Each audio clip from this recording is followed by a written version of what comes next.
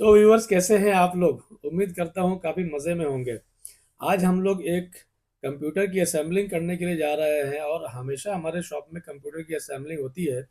और जो स्टूडेंट्स वगैरह जब आते हैं अपने कंप्यूटर को लेने के लिए और जब उनके कंप्यूटर को असेंबल किया जाता है, तो उनके अंदर काफ़ी एक्साइटमेंट देखने को मिलता है कि वो अपने कंप्यूटर की असेंबलिंग को करते हुए देखना चाहते हैं और सीखना चाहते हैं और समझना चाहते हैं। अगर आप भी इसी तरीके से अगर कंप्यूटर की असेंबलिंग को सीखना और समझना चाहते हैं, तो ये वीडियो आपके लिए है। लेकिन वीडियो को जब तक पूरा नहीं देखेंगे तो आपको समझ में नहीं आएगा, क्योंकि बहुत सारे कंपोनेंट को लेकर के कंप्यूटर को असेंबल किया जाता है। और अगर कहीं पे किसी किस्म का मिस्टेक्स रह गया आपका, तो आपके वो कंपोनेंट ख़राब हो सकते हैं।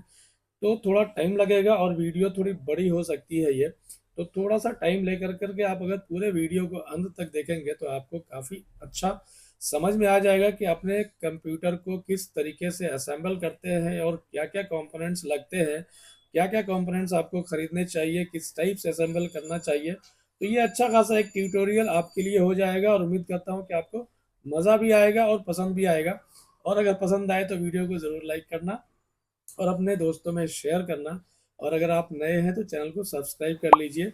और चलिए फटाफट चलते हैं हम लोग अपने कंप्यूटर के असेंबलिंग के ऊपर में। तो सबसे पहले इस चीज़ को समझ लीजिए कि एक कंप्यूटर के अंदर में क्या क्या पार्ट लगा होता है जो आपने उसको बाई करना है, या फिर अगर आप चाहते हैं तो आपको वो सारी चीज़ें चाहिए होंगी जो कि आप कंप्यूटर असेंबल कर सकेंगे। तो सबसे पहले हम लोगों को कंप्यूटर के लिए एक प्रोसेसर की ज़रूरत होती है।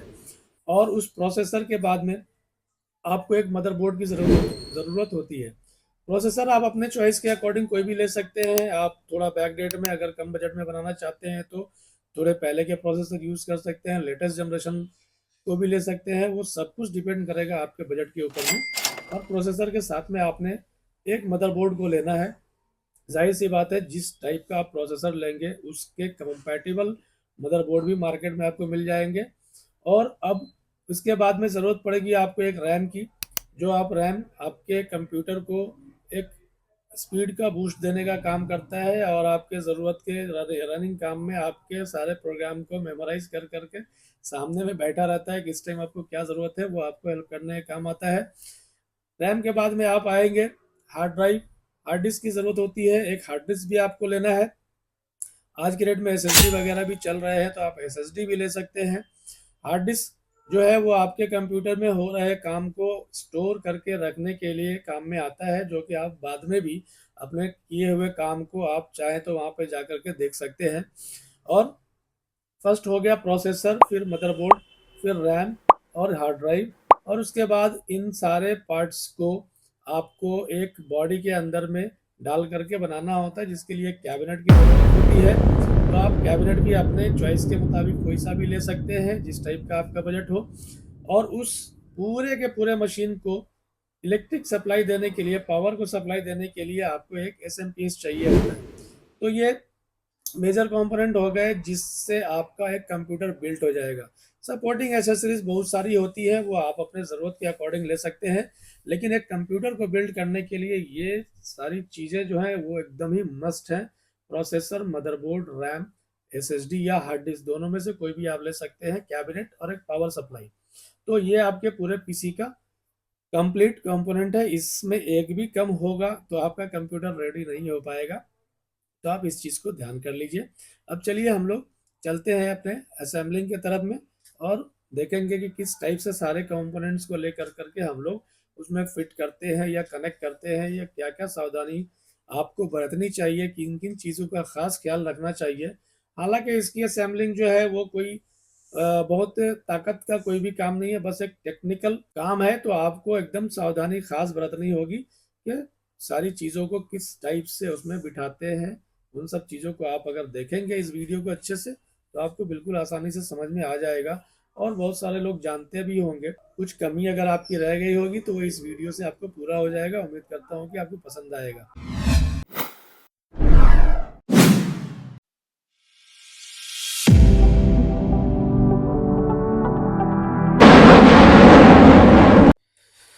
तो फ्रेंड्स, हम लोगों ने कंप्यूटर को असेंबल करने के लिए सबसे पहले हम लोगों ने प्रोसेसर को लेना है, जो कि प्रोसेसर हम लोगों ने ले लिया।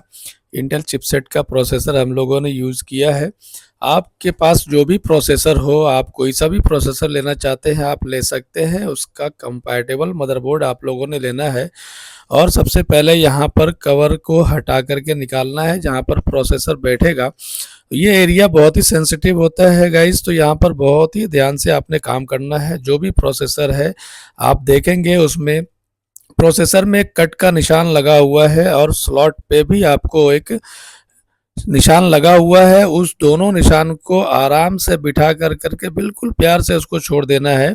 यहाँ पर अगर आप ज़रा भी लापरवाही करेंगे तो यहाँ पर जो स्लॉट है, यहाँ पर बड़े सेंसिटिव टाइप का एरिया है, बिल्कुल बारीक बारीक पिन लगे होते हैं। अगर आपके हाथ से प्रोसेसर गिर गया या आपने गलत तरीके से लगा दिया तो वो पिन डैमेज हो जाएगा और आपका पूरा का पूरा बोर्ड डैमेज हो जाएगा। तो प्रोसेसर बैठ गया, अब इसके ऊपर हम लोगों ने एक फ़ैन को बिठाना है। तो इंटेल चिपसेट का बोर्ड जैसा कि हमने लिया है, तो इंटेल चिपसेट के हिसाब से ही इंटेल का फ़ैन हम लोगों ने लेना है और फ़ैन को आप लोगों को यहाँ पर फिट करना है। और इसके पीछे जो जेल दिखाई दे रहा है, ये जेल प्रोसेसर को कूल करने के काम आता है। तो फ़ैन को बिठाने के टाइम पे आप देखेंगे यहाँ पर प्रोसेसर के स्लॉट के बिल्कुल पास में ही 4 होल आपको मिल जाएगा। यहाँ पर इस फ़ैन के वाइट वाले क्लिप को इन होल्स में डाल कर करके बिल्कुल आराम से रखना है और सबको बारी बारी से चेक कर लेना है कि सब प्रॉपर होल में गया कि नहीं गया। और उसके बाद डालने के बाद में बोर्ड को आप पलटा करके देख लेंगे, वहाँ पे वाइट दिख जाएगा आपको। उसके बाद ये ब्लैक टाइप का जो लॉक है, इसको आपने घुमा करके हाथ की मदद से बिल्कुल पुश करके सबको लॉक कर देना है। लॉक करते हुए आपको एक क्लिक क्लिक करके साउंड आता जाएगा, आप समझ जाएंगे कि ये लॉक हो चुका हुआ है। जितने अच्छे से फैन लॉक होगा उतना अच्छा परफॉर्मेंस देगा आपका प्रोसेसर। और अब आप इसके कनेक्टर को पावर देने के लिए यहाँ पर बोर्ड में ही दिया हुआ पिन मिलेगा, जहाँ पर लिखा भी मिलेगा सीपीयू फैन, वहाँ पे आपने इसको इंजेक्ट कर देना है, जहाँ से ये मदरबोर्ड आपके फ़ैन को पावर देने का काम करेगा। तो फ़ैन लग गया, अब आती है रैम की बारी।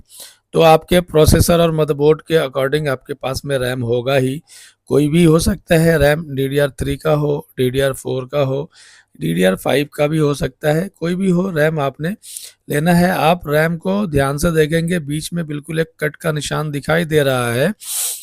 तो इसी टाइप का कट का निशान आपको रैम के स्लॉट पे भी मिल जाएगा। जो मदरबोर्ड के साइड में आप देख रहे हैं, ये 2 लंबे लंबे काले काले स्लॉट आपको दिख रहे हैं। इन स्लॉट के बीच में देखेंगे आपको एक कट मिलेगा। तो कट टू कट आपने इस रैम को बिठा करके मिल गया, तो दोनों हाथ से बिल्कुल आसानी से पुश करना है अच्छे तरीके से, बिल्कुल टाइट अच्छे से पुश कर देंगे तो वहाँ पर भी आपको एक साउंड मिलेगा और दोनों लॉक आपस में लग जाएंगे। आपको समझ में आ जाएगा रैम बैठ चुका हुआ है। यहाँ भी आप लापरवाही नहीं करेंगे, रैम को बिल्कुल आराम से प्यार से बैठाएंगे, पूरा बैठ जाना चाहिए। ज़रा भी लूज़ हुआ तो मशीन ऑन होने टाइम में वो शॉर्ट कर सकता है। तो अब हमारा मदरबोर्ड, प्रोसेसर, फ़ैन और रैम सारा कुछ फिट हो चुका है। अब बारी आती है, इसको हम लोगों ने एक कैबिनेट के अंदर में फिट करना है। तो हम लोगों ने अपना कैबिनेट एक ले लिया है। आपके पास भी कैबिनेट कोई सा भी हो सकता है, किसी भी किस्म का कैबिनेट आपके पास में है आप उसको ले लीजिए। पीछे स्क्रू की मदद से उसके ऊपर का ढक्कन को निकालना है ताकि आप मदरबोर्ड को आसानी से अंदर की तरफ बैठा सके। तो कवर को निकालने के बाद में आप देखेंगे कैबिनेट के अंदर में पूरा का पूरा स्पेस मिल रहा है, जिसके अंदर में ही सारे कनेक्टर आपको मिल जाएंगे।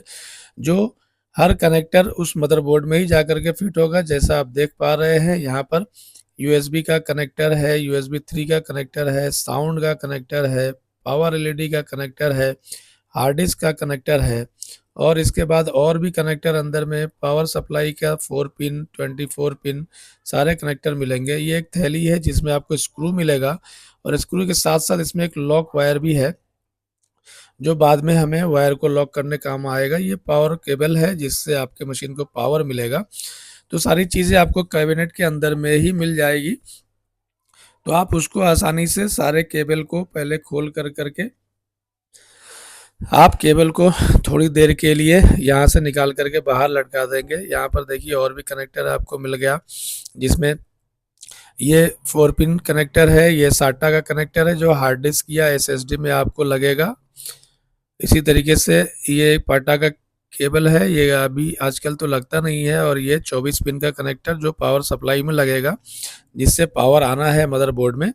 तो इन सारे केबल को थोड़ी देर के लिए बाहर को रख देना है ताकि अंदर का एरिया खाली हो जाए और आप मदरबोर्ड को बहुत आसानी से बिठा सकें। ये मदरबोर्ड का पैनल, इसी पैनल में मदरबोर्ड बहुत ही आसानी से यहाँ पर बैठेगा। जो सारे कनेक्ट या सारे पोर्ट जो है वो बाहर की तरफ दिखेंगे, जिससे आपका वीजे केबल वगैरह सब कनेक्ट होगा, कीबोर्ड माउस वगैरह जो आपका कनेक्ट होता है। तो इस पोजीशन में आपने इस पैनल को बिठाना है, और पैनल को बिठाते वक्त भी आपको बहुत सावधानी करना है। ज़रा लापरवाही करेंगे तो आपके हाथ कटने का यहाँ पर अंदेशा हो सकता है। तो ध्यान से आपने इस पैनल को लगाएंगे, और लगाते समय यहाँ भी क्लिक का साउंड मिलेगा, आपको समझ में आ जाएगा कि आपका पैनल लग चुका है। तो उसी के मुताबिक आप देखिए, जिस तरफ पोर्ट है उसी तरीके से मदरबोर्ड को आपने बिठाना है। सारे पोर्ट इस कनेक्टर में पैनल में आके लग जाएंगे, और अंदर में ये स्क्रू, ये भी बहुत सेंसिटिव एरिया है, इसको एकदम ध्यान से देखिए। स्क्रू के पॉइंट्स बने हुए हैं, मदरबोर्ड में स्क्रू का होल है, स्क्रू होल टू होल मिला करके ही आपने अपने मदरबोर्ड को अंदर की तरफ बिल्कुल आराम से बिठाना है। और कनेक्टर सारे इस पैनल के होल में जब मिल जाएंगे तो बिल्कुल बोर्ड आसानी से बैठ जाएगा। आप देख रहे हैं यहाँ पे सारे कनेक्टर अपने होल में मिल चुके हैं, बहुत आराम से प्यार से बैठ चुका है ये। और अब अंदर भी स्क्रू के होल टू होल बिल्कुल आसानी से मिल चुके हैं। तो चलिए हम लोग अब यहाँ पर स्क्रू को टाइट करेंगे। आप भी गाइज अपने स्क्रू को आसानी से टाइट कर लेना। स्क्रू की थैली आपको कैबिनेट के अंदर ही मिल जाएगी। सभी किस्म के स्क्रू इसमें मिलेंगे, मदरबोर्ड में लगने वाला, पावर सप्लाई में लगने वाला, और भी एक्स्ट्रा स्क्रू भी इसमें होता है। तो हम लोग अब आपको करना क्या है कि स्क्रू को लेकर के मदरबोर्ड को बिल्कुल अच्छे तरीके से स्क्रू टाइट कर देना है। अब स्क्रू को टाइट करते हुए में आपको यह ध्यान रखना है कि ताकत का इस्तेमाल बिल्कुल भी नहीं करना है। पूरे के पूरे कंप्यूटर के असेंबलिंग में किसी भी ताकत का आपको इस्तेमाल नहीं करना है। स्क्रू टाइट होने के टाइम में लास्ट पॉइंट पे आपको समझ में आ जाएगा ये टाइट हो चुका है, बस वहीं तक बिल्कुल लाइट सा टाइट दे करके आपने छोड़ देना है। ज़्यादा ताकत लगाने की कोशिश मत करना, क्योंकि इसमें किसी भी तरीके का ताकत का काम है ही नहीं। अब मदरबोर्ड बैठ जाने के बाद में अब सारे कनेक्टर से हम लोग सारे चीज़ों को कनेक्ट कर देंगे। तो सबसे पहले पावर सप्लाई, ये 4 पिन का पावर सप्लाई का यहाँ पर पॉइंट आप देख रहे हैं। इस मदरबोर्ड में 8 पिन का पॉइंट दिया हुआ है। बड़े पावर सप्लाई में 8 पिन का कनेक्टर भी रहेगा। आपका 4 पिन का कनेक्टर आराम से लगाइए, कोई दिक्कत वाली बात नहीं है। अब ये 24 पिन का कनेक्टर जो मदरबोर्ड को पावर देने का काम करेगा, बीच में इसके एक लॉक हुआ करता है, उसको अंगूठे से चाप करके बिल्कुल आसानी से अच्छे तरीके से अंदर की तरफ टाइट कर देना है। इसके बाद हम लोग यहाँ पर आप देख पा रहे हैं एक USB 3 का केबल है, और मदरबोर्ड के अंदर भी कनेक्टर दिया हुआ है। वहाँ पर यहाँ पर आपको आराम से USB 3 के कनेक्टर को लगा देना है। इस कैबिनेट में USB 3 का फंक्शन दिया हुआ, जिसमें USB 3 के पेन ड्राइव्स यूज कर पाएंगे आप, और उसी के साथ साथ ये USB 2.0 का भी कनेक्टर है। इसी मदरबोर्ड के अंदर में सारे कनेक्टर के पॉइंट आपको मिल जाएंगे, और सभी कमाल की बात तो ये है कि सभी पोर्ट के पास में आपको लिखा हुआ भी मिल जाएगा। जैसे यहाँ पर USB देख रहे हैं, तो अंदर में जहाँ पर ये लगेगा वहाँ पर आप देखेंगे USB, आप ध्यान से देखेंगे, तलाशेंगे, मिल जाएगा। वहाँ पर भी USB लिखा हुआ मिल जाएगा। तो उसी के हिसाब से आपने इसको भी यहाँ पर फिट कर देना है। और ये हो गया ऑडियो का कनेक्टर। तो सेम उसी तरीके से मदरबोर्ड में आपको वो भी जगह मिल जाएगा जहाँ पर या तो ऑडियो लिखा हुआ मिलेगा या फिर साउंड लिखा हुआ मिलेगा। तो आप आसानी से समझ जाएंगे कि यहाँ पर आपने ऑडियो के कनेक्टर को ही लगाना है। और उसके बाद पिन के होल के डिज़ाइन के मुताबिक भी आपको बिल्कुल आसानी से समझ में आ जाएगा कि ये यहीं बैठने वाला है। इसके बाद हार्ड डिस्क के कनेक्टर और पावर LED के कनेक्टर को भी हम लोग इस मदरबोर्ड के अंदर में एक पैनल का पॉइंट मिलेगा जहां पर लिखा मिलेगा पैनल, और यहां पर इस बोर्ड में कलरफुल पिन दिखाई दे रहे होंगे आपको, वहां पर लिखा भी मिलेगा पैनल, और इसके डायग्राम भी अंदर में बने हुए मिलते हैं कि कौन सा पॉइंट कहां पर लगाना है। तो इसमें हार्ड डिस्क का कनेक्टर जिसका LED आपको ब्लिंक करता है वो कनेक्टर है और पावर का एलईडी का कनेक्टर है, जो आपको मशीन चालू होने से जो पावर लाइट जो ब्लिंक करता है, समझ में आता है कि मशीन चालू हो गया, तो ये वहाँ पर फिट कर दिया गया गाइस। और उसके बाद अब बारी आती है एसएसडी। आप अपने मशीन में एसएसडी या एचडीडी, हार्ड डिस्क ड्राइव या सॉलिड स्टेट ड्राइव, कोई भी आपको यूज़ करना है, आप आसानी से यूज़ कीजिए। कैबिनेट के अंदर आपको 2-3 स्पॉट मिलेगा जहां पर आप हार्ड डिस्क भी लगा सकते हैं, एसएसडी भी लगा सकते हैं, और मदरबोर्ड के अंदर एनवीएमई का भी स्लॉट आपको मिलेगा। तो देखिए कैबिनेट कितना प्यारा इन्होंने बनाया हुआ है। हम लोग एसएसडी को बिल्कुल यहाँ पर आराम से साइड में कोने में चिपका करके लगा देंगे। इसके लिए हम लोग इस पैनल को बाहर निकाल ले रहे हैं और इसी पैनल में हम लोग एसएसडी को स्क्रू की मदद से इसमें टाइट कर देंगे। बिल्कुल चिपका हुआ, अच्छे तरीके से फिट हुआ एसएसडी यहाँ पर लग जाएगा।